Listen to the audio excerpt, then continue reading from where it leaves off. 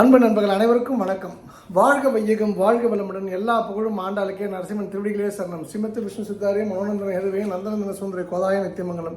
தென்னாட்டுடைய சிவனை போற்றி, என் நாட்டுக்கும் இறைவா போற்றி. எனக்கு நல்ல நண்பர் ஒருவர் என்கிட்ட சொல்லிட்டு இருந்தார். சொக்குறீங்க, நான் ஒரு சின்ன ரிசர்ச் நான் பண்ணதில்லை. எனக்கு புரிஞ்ச விஷயம் அப்படின்னா, ஒவ்வொரு மனிதனுக்கும் 33 வயசுலையும் 46 வயசுலையும் ஒரு சேஞ்ச் ஓவர் பீரியடாக இருக்க. உண்மையான கேட்டால் உண்மையாக எனக்கு தெரியாது. எனக்கு அதாவது அவர் சொன்னது 33 வயசில் உனக்கு என்ன நடந்தது, 46 வயசில் என்ன நடந்ததுன்னு சொல்லிட்டு மேபி உட்காந்து யோசிக்கணும். இப்போ வயசாகிடுச்சு, முடியெல்லாம் வெள்ளையாக ஆரம்பிச்சிச்சு, அப்போ மூளையும் கொஞ்சம் லைட்டாக தான் வேலை பார்க்குது. ஸோ உங்கள் லைஃப்பில் 33 வயசில், உங்களோட 33 வயசுலையும் உங்களோட 46 வயசுலையும் சுவாரஸ்யமாக எதாவது நடந்திருந்தால் கொஞ்சம் சொல்லுங்கள். நம்பர் 2, வேற ஒரு கதை. அந்த வீட்டில் வந்து தலைமகன், ரொம்ப நேர்மையான குடும்பம். ஒரு துரதிருஷ்டவசமாக ஒரு விபத்தில் அவர் இறந்து போய்ட்றார். அப்போது அந்த அம்மாவுக்கு வந்து 4 குழந்தைகள். அந்த எல்லா காரியெல்லாம் முடிஞ்சப்புறம் ரொம்ப honest and straight forward family.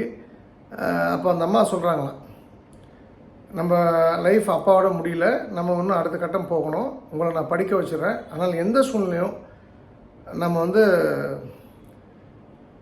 நீங்களும் நானும், அதான் நான் என்னை பொறுத்த வரைக்கும் அது விஷயம் இல்லை. நீங்கள் உங்களை பொறுத்த வரைக்கும் எந்த காலகட்டத்திலையும் பக்கத்து வீட்டில் போய், எதிர்த்து வீட்டில் போய், தெரிஞ்சவங்க வீட்டில் போய் நான் இன்னும் சாப்பிடல, பசிக்குதுன்னு போய் மட்டும் கையேந்து நிற்கக்கூடாது.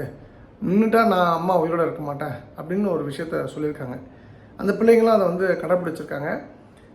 அவங்க என்ன சொன்னாங்கன்னா, நம்ம அதாவது தன்மானத்தோடு வாழணுன்றதுக்காக ரொம்ப முக்கியமான பாயிண்ட் என்னென்னா, தண்ணி குடிச்சிட்டு உயிர் வாழலாம், தண்ணியே இல்லைனா கூட உயிர் வாழனா உயிர் வாழ்ந்தான் ஆகணும். கிடைச்சது ஒரு வேளை சோறுனா ஒரு வேளை சோத்தோட உயிர் வாழனா வாழ்ந்தாகணும்.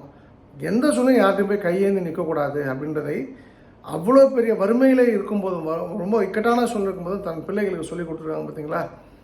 அப்போ இது போல் சொல்லிக் கொடுக்கப்பட்ட குழந்தைகள் தான் வந்து லைஃப்பை வந்து ரொம்ப ஸ்ட்ராங்காக எதிர்கொள்ளும். 5 வயசுலேயே வந்து நான் என் பையனை ஹாஸ்டலில் சேர்த்துறேன், பொண்ணை ஹாஸ்டலில் சேர்த்துறேன் அப்படின்னா அந்த குழந்தைங்களால இதை வந்து ஃபேஸ் பண்ண முடியாது. ஸோ ஹாஸ்டல் வேண்டாம்.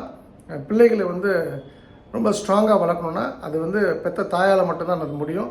ஸோ தாய் should become very strong. Mothers பார்த்துங்க.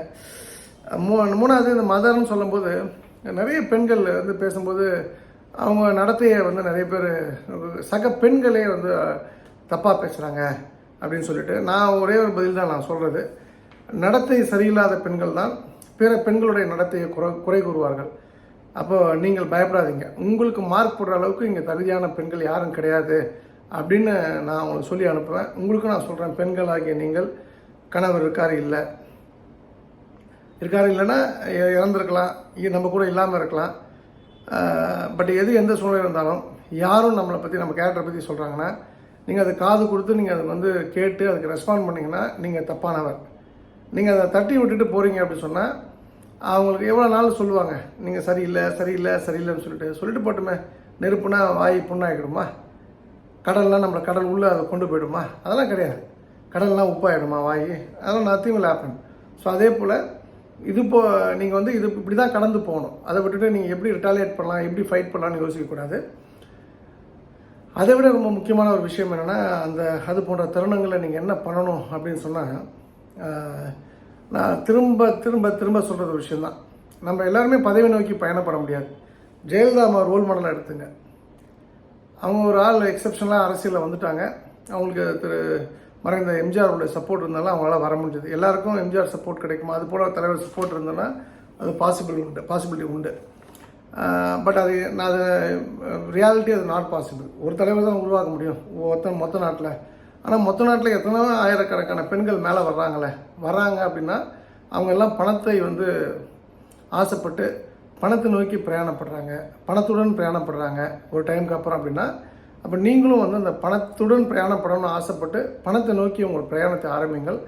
ஆட்டோமேட்டிக்காக எந்த உறவுகள் உங்களை கொச்சையாக பேசியதோ, எந்த மனிதர்கள் உங்களை வந்து திறந்தாந்தி பேசுனாங்களோ அத்தனை பேரும் உங்கள்கிட்ட வந்து நிற்கக்கூடிய காலம் வரும். அதுதான் நீங்கள் கடவுள், அதுதான் வந்து பிரபஞ்ச சக்தி. யாருக்கும் பதில் சொல்லாதீங்க. நம்மளோட உயரம் தான் நம்மளுக்கு பதில் சொல்லணும். நம்மளை வந்து தலைகுனிகிற அளவுக்கு பேசுகிறவங்க எல்லாம் தலை நிமிர்ந்து நம்ம பார்க்குற அளவுக்கு நம்ம வந்து அவசரமாக ஆகணும்னா அது உங்கள்கிட்ட தான் இருக்குது அந்த மருந்து. அது ஏதோ பரிகாரத்தால் நடக்காது, உழைப்பால் மட்டுமே நடக்கும். இன்னொரு ரொம்ப ஒரு அற்புதமான கேள்வி. உங்களை ஒருவன் ஏமாற்றிட்டா நீ எப்படி சொக்கலிங்க டீல் பண்ணுவேன்? இப்போ எனக்கு நீ கூட ஒருத்தங்க கேட்டாங்க, என் கணவர் திட்டிகிட்டே இருக்காரு, நான் அழுகை வராமல் எப்படி கண்ட்ரோல் பண்ணுறதுன்னு சொல்லிட்டு. அவங்களுக்கு பதில் முன்னாடி சொன்ன பதில் தான். நீங்கள் சும்மா வீட்டில் பொங்கி போட்டிருந்தீங்க அப்படின்னு சொன்னால் நீங்கள் அழதான் செய்யணும். இன்ஸ்டடு ஏதாவது ஒரு விதத்தில் ஒரு மியூசிக் கற்றுங்க, ஒரு சமையல் கற்றுங்க, வீட்டில் இருந்தபடியே யூடியூப்பை பார்த்து ஏதோ ஒரு கிளாஸ் வந்து ஆன்லைன் கிளாஸில் உங்களை நீங்கள் மேம்படுத்தி கொள்ளும்போது, உங்களுடைய கவனத்தை வேறு திசை நோக்கி நீங்கள் திருப்பும்போது, உங்கள் கணவர் திட்டுவது வந்து செத்த பொம்மை மேலே எத்தனை லாரி ஏறின கதை தான், செத்த நாய் மேலே எத்தனை லாரி ஏறின கதை தான். அது உங்களை ஒன்றும் செய்யாது, உங்கள் கண்ணிலேருந்து தண்ணீர் வராது. அதுக்கு ஒத்த இன்னொரு கேள்வி தான் ஒருத்தங்க கேட்டாங்க, உங்களை ஒரு ஏமாத்தினா நீங்கள் என்ன பண்ணுவீங்க? நீங்கள் பழிவாங்களா, அடிப்பீங்களா, உதைப்பீங்களா, இல்லை சிரிச்சுக்கிட்டே போயிடுவீங்களா அப்படின்னு சொல்லிட்டு. ஆக்சுவலாக நான் புழு போல் இருந்திருக்கேன், என்னை புலி போல் ஆக்கினவங்களும் உண்டு. புழு புலியான கதை தனி கதையை தனியாக பார்க்கலாம்.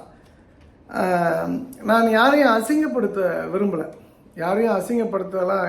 என்ன அசிங்கப்படுத்துகிறாங்க, என்ன அவமானப்படுத்துகிறாங்க, என்னை ஏமாற்றிட்டாங்கன்னா பதில் அவங்கள அசிங்கப்படுத்த நான் விரும்பினதில்லை. ஒரு ஒரு ஒரு ஒரு இந்த கேட்ட கேள்விக்கு நேரடியான பதில் சமீபத்தில் நடந்த ஒரு விஷயம். ஒரு எம்பிபிஎஸ் படித்த டாக்டர், அவர் ஏதோ வந்து 1 லட்சம் 1.5 லட்சம் டாக்டர்னு கொடுப்பாங்க, அந்த மாதிரி பாவங்க. நான் டாக்டர் இல்லை, பெங்களூர் கர்நாடகாவில் எங்கேயோ படித்தவர். தென்காசி பக்கத்தில் பழைய குற்றாலத்தில் அவர்கிட்ட நான் ஒரு இடம் வாங்குகிறேன்.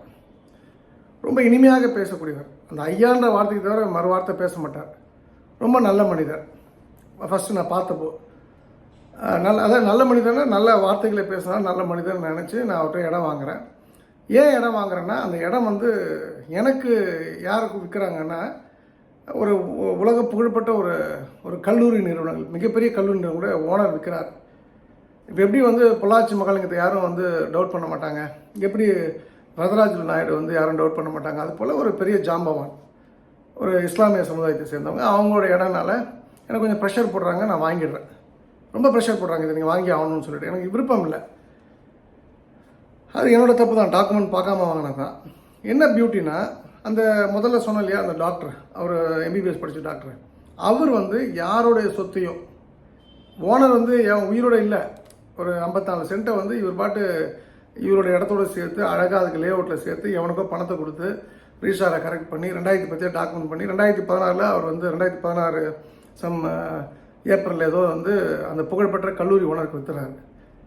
நான் கல்லூரி ஓனரும் அங்கே வந்து லீகல் செக் பண்ணல. அவர் நம்பிக்கை, இவர் நம்ம இஸ்லாமிய சகோதரனை ஏமாற்ற மாட்டான்னு சொல்லிட்டு நானும் வந்து அதை வாங்கிடுறேன்.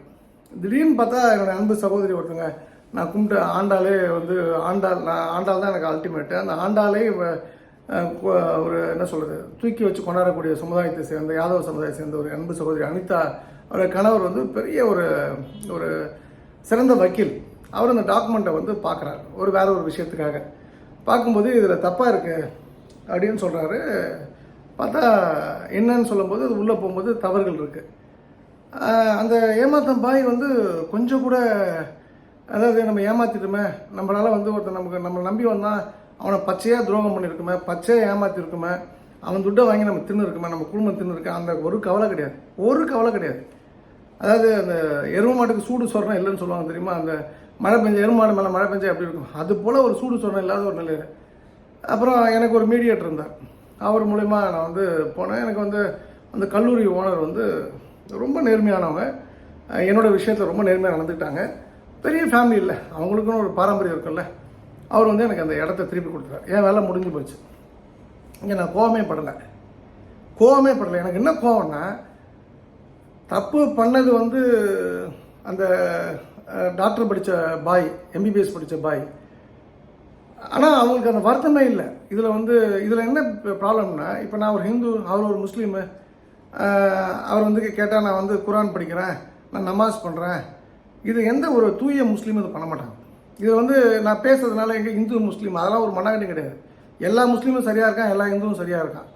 தப்பு பண்ணுறவன் இந்துவாக இருப்பான், தப்பு பண்ணுறவன் முஸ்லீமாக இருப்பான். இவன் வந்து திருட்டு இந்த டாக்டர், இவன் ஏமாத்துறதே ஃபுல் டைம் ஜாபு. அவர் வந்து ஒன்றுமே தெரியாத மாதிரி அப்படியே இருந்துட்டார். இது அப்படியே நடந்ததா, அப்படி அவர் ஓவர் சைட்டு அப்படின்ற மாதிரி. அதாவது அதை கடந்து போக தான் முயற்சி பண்ணாங்களே ஒழிய அது எந்த இடத்துலையுமே அதை வந்து செட்டரேட் பண்ணணும் அப்படின்ற ஒரு எண்ணம் இல்லை. சம்பவம் என்னோடய குட் டைம், நான் வணங்கின கடவுள் எனக்கு நஷ்டம் இல்லாமல் அந்த விஷயம் நடந்து போச்சு. நஷ்டம்னா ஒரு சின்ன நஷ்டம் உண்டு, பட்டா ட்ரான்ஸ்ஃபர் போன்ற விஷயங்களில். அப்போ இந்த இடத்துல நான் என்ன பண்ணேன் அப்படின்னா, நான் கடவுள்கிட்ட விட்டுட்டேன். நான் எந்த ப்ரெஷரும் போடல. நான் லீகலாக போயிருக்கலாம், பெரிய அசிங்கப்படுத்திருக்கலாம், பெரிய லெவலில் அவமானப்படுத்திருக்கலாம், கேவலப்படுத்திருக்கலாம், கோர்ட்டு கொண்டு போயிருக்கலாம், எல்லாரும் மாட்டியிருப்பாங்க. ஆனால் வந்து எந்த தவறும் பண்ணாத அந்த கல்லூரி உணரும் பாதிக்கப்பட்டிருப்பார். ஏன்னா அவர் எனக்கு அவர் க்ளீனாக லெட்டர் கொடுத்துட்டாரு. ஐயா இது வந்து நான் பண்ணல, அந்த டாக்டர் பாய் தான் பண்ணார், எனக்கு இது சம்மந்தம் இல்லை, நான் உங்களுக்கு திருப்பி கொடுத்துறேன்னு சொன்னார். அவர் கையை தூக்கிட்டார். ஸோ நான் ஃபைட் பண்ணுறதுக்கு நேரம், ஏன்னா நமக்கு என்ன வரணுமோ அது வரப்போகுது, எதுக்கு போயிட்டு கோர்ட்டு கேஸுன்னு போட்டு லீகலாக போய் ஃபைட் பண்ணிக்கிட்டேன்னு சொல்லிட்டு. அப்போது நீங்கள் கேட்டிங்கன்னா உங்களை ஒருத்தர் ஏமாற்றிட்டான் அப்படின்னா நீங்கள் என்ன பண்ணுவீங்கன்னா, நான் அமைதியாக தான் டீல் பண்ணேன். நான் சண்டைலாம் போடல, எங்கேயுமே கோவப்படல. இப்போ நான் வைஷ்ணவி தேவி போயிட்டு வந்து தான் அந்த பஞ்சாயத்துலாம் ஆரம்பிக்கிறோம். அது வந்துடும். நான் 30 1ஆம் அது இதுக்கான வேலைகள். ஏன்னா நாளைக்கு வந்து அந்த அந்த புகழ்பெற்ற அந்த கல்வி குடும்பத்தை சேர்ந்த அந்த ஓனரோ சொக்கலிங்கமோ அந்த பட்டாளம் இருக்குன்னு வச்சுங்களேன். அப்போ நாளைக்கு வந்து அதே பாய் வந்து இன்னொருத்தனுக்கு அதை விற்பார். அந்த திருட்டு சொத்து தான் அது. அப்போ நாளைக்கு நம்ம பேரும் உள்ளே இருக்கும். என்ன தான் வந்து எக்ஸ்சேஞ்சு பரிமாற்றம் நடந்தால் கூட, ஸோ அது வந்து லீகலாக வந்து அது ஒரு நம்ம பேர் எடுக்கணும். அதில் அந்த பட்டாவில் இருந்து பட்டா நீக்கம் பண்ணணும். அது வந்து லிட்டிகேட்டட் ப்ராப்பர்ட்டி அப்படின்ற ஒரு விஷயத்தை நான் வந்து கேஸ் ஃபைல் பண்ணி அது ஒரு பெரிய சீரியஸ் இஷ்யூ ஆக்கணும் அப்படின்னு நினச்சிருந்த இடத்துல இப்போ எனக்கு ஒரு நண்பர் ஒருத்தர் சொன்னார், நீ வெறும் தாசில்தாருக்கும் கலெக்டருக்கு மட்டும் லெட்டர் கொடு, அவங்க அந்த பட்டாவை நீக்கிடுவாங்க, அதுக்கப்புறம் உனக்கு சேஃப்டி எந்த ப்ராப்ளமும் கிடையாது, தேவைப்படுதுன்னா அவங்க வித்த ஆளுக்கும் சொல்லிவிடுன்னு சொல்லிட்டு நான் வந்து ஊருக்கு போயிட்டு வந்து ப்ராப்ளம் பண்ணணும் அப்படின்ற இடத்துல அப்போ கூட எனக்கு ஒருத்தர் வந்து ஹெல்ப் பண்ணி, வேணாம் அவன் பண்ணதுக்கு அவன் அணுகிக்கிட்டோம், அவன் அடுத்தவன் சொத்தை விற்கிறான், அதுக்கான தண்டனையை அவன் வணங்குற அந்த கடவுளே கொடுப்பாரு, நீ எதுக்கு போய் அவனுக்கு போய் வந்து அகென்ஸ்டாக போயிட்டுருக்க, ஒழிஞ்சு போகிறா விடு. அப்போது நம்ம கரெக்டாக இருக்கிற பட்சத்தில் நமக்கு ஒவ்வொரு தருணத்துலையும் ஒவ்வொரு க்ஷணத்துலையும் யாராவது ஒருவர் வந்து ப்ராப்பராக கைட் பண்ணுவாங்க. அந்த இடம் வந்து தப்பான இடம் வருது, நானும் முட்டாள் மாதிரி ஒரு கால் நாளைக்கு அதை வாங்கி விற்றுருந்தேன்னா வாங்கினவன் என்ன நம்பி வாங்கினவன் மோசம் போயிருப்பான்ல. எவ்வளோ பெரிய அயோக்கியத்தனம், எவ்வளோ பெரிய திருட்டுத்தனமாக இருக்கும், எவ்வளோ பெரிய முளமாரித்தனமாக இருக்கும். உப்பு போட்டு தின்ற எவனும் அந்த தப்பை பண்ண மாட்டான். நான் பண்ண மாட்டேன். இப்போ நான் உப்பு போட்டு தின்றேன், நான் என்னுடைய சாமியை நம்புகிறேன், கடவுள் நம்புகிற எவனுமே இந்த அயோக்கியத்தனத்தை பண்ண மாட்டான். அந்த ஆள் பண்ணிட்டாருன்னும் போது நம்ம எதுக்கு போயிட்டு வந்து இதில் போய் ஃபைட் பண்ணிக்கிட்டேன், நம்ம இதை கடந்து போகணும் அப்படின்ற ஒரு எண்ணத்தில் அமைதியாக இருந்தாலே நமக்கு என்னென்னலாம் கடவுள் இந்த பிரபஞ்சம் கொடுக்கணுமோ அதெல்லாம் கொடுத்து அந்த ப்ராப்ளத்தை செட்ரேட் பண்ணும். ஸோ நான் வந்து இப்படி தான் அந்த விஷயத்தை ஹேண்டில் பண்ணியிருக்கேன். நீங்களும் இப்படி தான் ஹேண்டில் பண்ணணும். நான் பணம் போட்ட விஷயத்தையே நான் சொல்கிறேன். நான் சில லட்சங்கள் போட்டு நம்ம வாங்கக்கூடிய ஒரு இடத்துலையே, நமக்கான இடத்துலையே இது போல் ப்ராப்ளம் வரும்போது நீங்கள் பதறி, ஐயோ பணம் மாட்டிக்கிச்சே, பணம் போயிடுச்சே, லாக் ஆகிடுச்சு, நம்ம தப்பான இடத்த வாங்கிட்டோம்னு கத்தி கூப்பாடு போடல எந்த அர்த்தமும் கிடையாது, எந்த பலனும் கிடையாது. அதுக்கு பதில் அதுக்கு சொல்யூஷன் என்னன்னு உட்கார்ந்து அமைதியாக ஆறாம உட்கார்ந்து யோசிச்சிங்கன்னா உங்களுக்கு அந்த சொல்யூஷன் புரிஞ்சிடும், கிடைச்சிரும். நான் டீல் பண்ணது இப்படி தான், டீல் பண்ண போகிறதும் இப்படி தான், எந்த விஷயங்கள் வந்தாலும். ஸோ நீங்களும் இப்போ இது வந்து ரூம் போட்டு யோசித்து நம்ம இன்றைக்கி பிஸியாக இருக்கோம், நான் ஒரு வாரம் கழிச்சு இதில் நம்ம ஏதாவது டைட் பண்ணணும் அப்படின்லாம் நினைக்காம அந்த பிரபஞ்சத்தில் விட்டுருங்க. இதில் என்னென்னா வந்து ஒருத்தன் வந்து ஒரு நல்ல முஸ்லீமாக இருக்கலாம், அவன் அல்லான்னு பேரே சொல்லாமல் கூட இருக்கலாம். அதாவது வந்து பிஸ்னஸாக டீல் பண்ணுறான்னா அதுக்காக அவன் வந்து கெட்டவன் கிடையாது. இப்போ நான் ஒரு ஹிந்துவாக இருக்கேன், நான் ஓம் நமச்சிவாய அப்படின்னு பட்டையெல்லாம் போட்டு குங்குமம் போட்டு ஓம் நமச்சிவாய சர்வம் கிருஷ்ணா அர்ப்பணம் சர்வம் சிவா அர்ப்பணம் சொல்கிறேன்னா நான் நல்ல ஹிந்துவாக இருக்கணும்னு அவசியம் கிடையாது. ரெண்டு பக்கமும் நம்ம பார்க்கணும். அதாவது ஒருத்தன் மந்திரம் ஓதிட்டே இருக்கலாம், இல்லை ஒருத்தன் வந்து இஸ்லாம் சொல்லக்கூடிய எல்லா விஷயத்தையும் பண்ணலாம், இல்லை கிறிஸ்துவர் அவங்க மதம் சொல்லக்கூடிய எல்லா விஷயத்தையும் பண்ணலாம். அவன் மத ரீதியாக அவன் ஸ்ட்ராங்காக இருக்கிறான் அப்படின்றதுக்காக அவன் நல்லவன் பிஸ்னஸ் சென்ட்ரிக்கான்ற ஒரு முடிவு எடுத்திங்கன்னா உங்களை விட முட்டாள் எவனுமே இருக்க முடியாது. அப்போ நான் என் விஷயத்தில் நான் ஏமாந்துருக்கேன், ஏமாந்த இடத்துல கோவப்படலை. ஆனால் கடவுள் என் கூட நின்று எனக்கு எல்லாமே உதவிகளை பண்ணியிருக்காரு. இன்றைக்கி அந்த எனக்கு வித்த ஓனரை நான் பார்க்கல, அவ்வளோ ஜெனியூனாக நடந்துக்கிட்டார். அவர் என்னை பார்க்கணுன்னு ஆசைப்பட்டிருக்காரு, சொக்கலிங்கிட்ட பேசணும்னு ஆசைப்பட்டிருக்காரு. அந்த டைம் அமையல. நானும் வந்து ட்ராவலிங் இருக்கேன், எனக்கும் பேக் டு பேக் 28ஆம் தேதி மீட்டிங் திருக்குடை ஊர்வலம், எல்முருகன் மத்திய அமைச்சரோட, 29ஆம் மாங்குடியில் பொதுக்கூட்டம், அப்புறம் 30 திருநெல்வேலி கிளம்பணும். அப்போது இந்த ஹெக்டிக் ஷெடியூலில் நானும் அவரை பார்க்க முடியல, அவரும் வந்து பார்க்குறேன்னு சொல்லியிருக்காரு. அப்போ அந்த பாயிண்ட் என்னென்னா ஒரு ஆளை போய் பார்க்கணும், ஒரு விஷயத்த சொல்லலாம் அப்படிலாம் இல்லாமல் ஒரு நல்லவனுக்கு ஒரு நம்ம நம்ம நம்ம நல்லவங்க கூட தான் டீல் பண்ணுவோம். கெட்டவங்க வந்துட்டாங்கன்னா நமக்கு ஒரு நல்லவங்க காப்பாற்றுவாங்க. அப்போ இந்த இடத்துல அந்த நல்லவர், அந்த இஸ்லாமிய பெரியவர், அந்த எனக்கு வித்துவரும் ஒரு இஸ்லாமியர் இந்த கல்வி நிறுவனம் நடத்துகிறாங்கன்னு சொன்னேன். தமிழ்நாட்டிலே நம்பர் 1 ஃபேமிலி, பெரிய ஃபேமிலி. முகமே பார்க்கல, தப்பு சொக்கனே நடந்துச்சு, மிகப்பெரிய தப்பு நம்ம பண்ணிட்டோம், அவர் நம்ம வந்து சேஃப்கார்ட் பண்ணணும், நம்ம கதையெல்லாம் அப்புறம் பேசிக்கலான்னு ஜென்யூனாக வந்து கையெழுத்து போட்டு கொடுத்துட்டு போயிட்டாங்க. இன்னும் அவங்க கொடுத்த பணம் அவங்களுக்குள்ள டிரான்சாக்ஷன் முடியல. அது என்னோட கப் ஆஃப் டீ இல்லை. இருந்தாலும் நல்லவர்களுக்கு நல்லவர்கள் வருவார்கள் துணையாக, கெட்டவர்களுக்கு கெட்டவர்கள் தான் கூட இருப்பாங்க. நீங்கள் என்ன வந்து சர்ச்சுக்கு போனாலும், என்ன தொழுகை பண்ணாலும், 5 முறை பண்ணாலும், என்ன எத்தனை முறை நீங்கள் கோயிலுக்கு போனாலும், நீங்கள் கெட்டவனாக இருக்க பட்சத்தில் நீங்கள் வணங்குற கடவுள் உங்களுக்கு கை விட்டுருவார். நான் உங்களுக்கு சொல்கிறது, நாம் அது போல் யாருக்கும் இல்லாமல் இருப்போம். யாருக்கும் கெடுதல் பண்ண வேண்டாம், யாரையும் ஏமாற்ற வேண்டாம். ஏமாற்றி சம்பாதிக்கலாம் ஒரு பணமா? அப்போ இது போல் நம்ம ஒரு முடிவு எடுத்தாலே, நாம் வந்து உங்களை யாராவது ஏமாற்றினாங்கன்னா உங்களுக்கு எப்படி உதவிகள் தரப்படுகிறது பிரபஞ்சத்தால், அதே போல் அடுத்தவர்களுக்கும் அவங்களும் நல்லவங்களாக இருந்து நாம் ஏமாற்றணும், அவங்களுக்கும் உதவிகள் தரப்படும். நம்ம அசிங்கப்பட்டு அவமானப்பட்டு ரோட்டில் தான் நிற்போம்.